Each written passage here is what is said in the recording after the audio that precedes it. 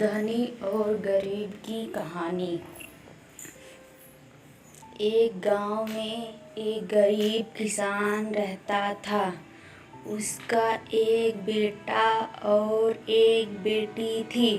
किसान अपने बेटे का विवाह करके कुछ साल के बाद अपनी बेटी का भी विवाह एक अमीर घर में कर देता है। बेटी बहुत अमीर घर में गई थी। उसके घर में नौकर चाकर काम करते थे।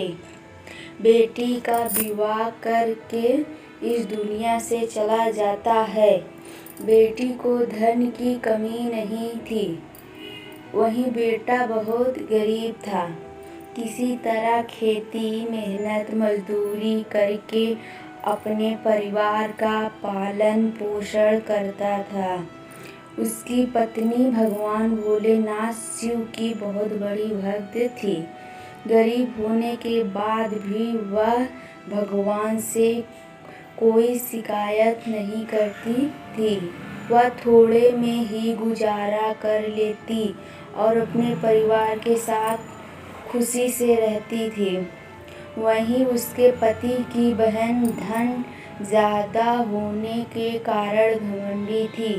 वह अपने भाई के गरीबी के कारण उनसे कोई रिश्ता नहीं रखना चाहती थी। उसकी बहन धन के घमंड में इतनी चूर थी कि वो अपने भाई को देखना तक पसंद नहीं करती थी। समय बीतता गया और बहन के ननद की शादी पड़ी। उसने अपने भाई को बुलाया तक नहीं।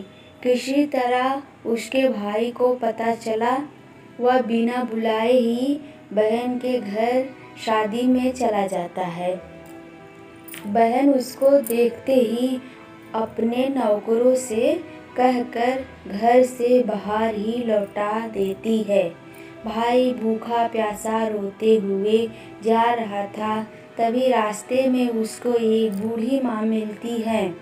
उन्होंने उस भाई से पूछा, बेटा क्यों रो रहे हो? इतने में वह अपनी सारी दुखदाई कहानी बताता है। बूढ़ी माता ने उसे समझाकर चुप होने को कहती है। बूढ़ी माता जी गरीब किसान के बेटे से कहती है कि यहीं पास मेरा बगीचा है, चलो कुछ खा के आराम कर लो। दोनों बगीचे में जाके खरबूज खाते हैं।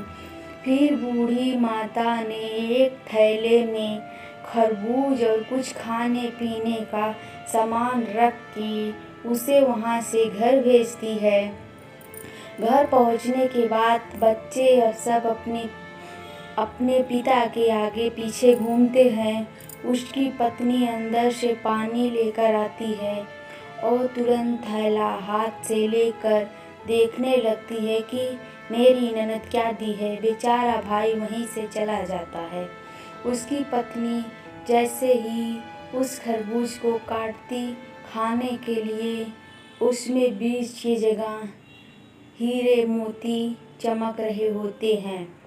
वह बहुत खुश होती है देखकर कि फिर अपने पति के पास जाकर कहती कि दीदी को हमारी गरीबी देखा नहीं गया, इसलिए इतने सारे धन दी है। बेचारा किसान भाई सोच में पड़ जाता है और किसी से कुछ कहता नहीं। अब बेचारा भाई भी बहुत धनी और पैसे वाला हो गया। भाई के अमीर होने की खबर धन के घमंड में चूर रहने वाली बहन को पता चला। वह बिन बुलाए अपने मायके यानी भाई के घर आती है। यह देखकर भाई मन में सोचता है, जब मेरे पास धन नहीं था तो बहन मुझे देखना तक नहीं चाहती थी। फिर भी वह और उसकी पत्नी ने उसका आदर सत्कार करते हैं। कुछ दिन के बाद बहन को ससुराल से बुलावा आया। उसके भाई और भाभी अच्छे कपड़े और मिठाई कुछ उपहार देकर विदा किया। इतना सब देखकर उसकी बहन के आँखों में आंसू आ जाते हैं। उसको समझ में आ जाता है कि धन ही सब कुछ नहीं है, अच्छा स्वभाव और दिल का बड़ा होना चाहिए।